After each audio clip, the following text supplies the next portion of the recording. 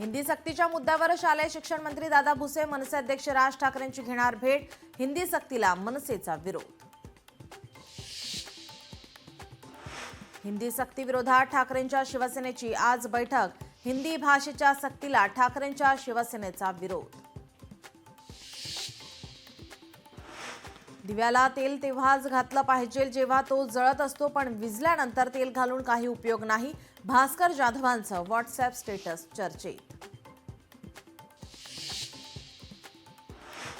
पावसाळी अधिवेशनाच्या पार्श्वभूमीवर विधिमंडळ कामकाज सल्लागार समितीची आज बैठक. माळेगाव कारखान्याच्या पंचवार्षिक निवडणुकीत अजित पवारांच्या निळकंठेश्वर पॅनलचा 20 जागांवर विजय तर रंजन तावरेंचा पराभव.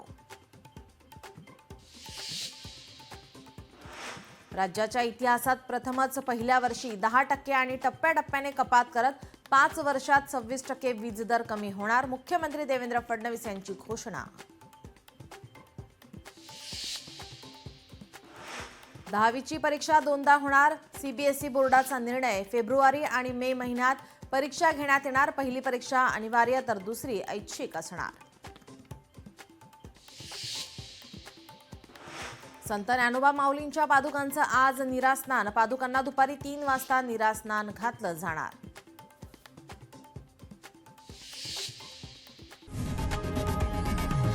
लोकशाही मराठी ऐका, पहा, जागरूक रहा.